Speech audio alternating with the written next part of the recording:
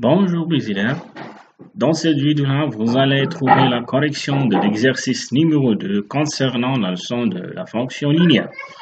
Mais d'abord, je vous demande de lire attentivement cet exercice et de le résoudre dans vos cahiers de brouillon.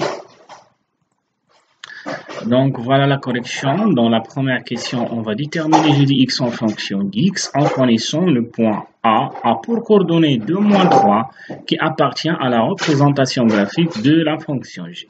Donc vous avez une remarque importante dans la leçon. Si vous avez un point qui appartient à la représentation graphique d'une fonction linéaire, donc on peut déduire que l'image de l'abscisse égale l'ordonnée.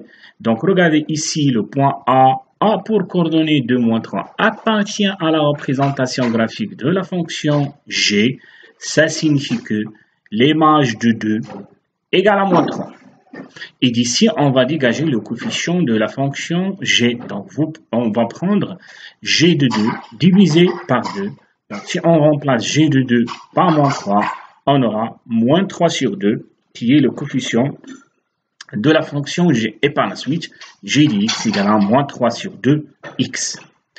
Maintenant, on va déterminer la valeur de m, sachant que le point B a pour coordonnée m4 appartient à la représentation graphique de la fonction linéaire g. Donc, on va utiliser la même technique vue dans la question numéro 1.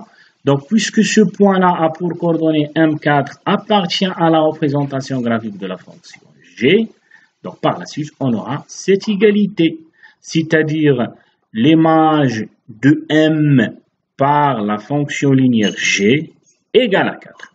Et d'ici, on aura cette égalité.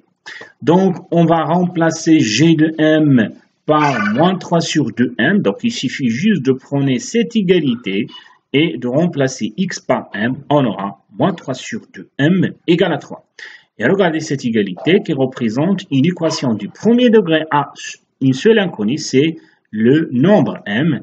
Donc, pour trouver la valeur de m, il suffit de multiplier le 4 par l'inverse de moins 3 sur 2. Donc, c'est 4 fois 2 sur moins 3. Donc, si on calcule ce produit-là, on aura moins 8 sur 3. Donc, la valeur de m, c'est moins 8 sur 3. Donc, passons maintenant à la dernière question où on va représenter graphiquement la fonction linéaire g. Donc, ici, comme je vous ai dit dans la dernière vidéo, il faut avoir 2 points. Mais comme ici, on a une fonction linéaire, donc on a un point dans la poche. C'est le point d'origine. Donc, il faut avoir un autre point. Donc, si on revient à l'exercice, le point, c'est le point A. Regardez, A appartient à la représentation graphique de la fonction linéaire g et le point A a pour coordonnée 2, moins 3. Donc, si on remplace, ou bien si on place le point A pour coordonnée 2, moins 3, voilà le point A. Et après, on va relier les deux points pour trouver la représentation graphique de cette fonction linéaire g.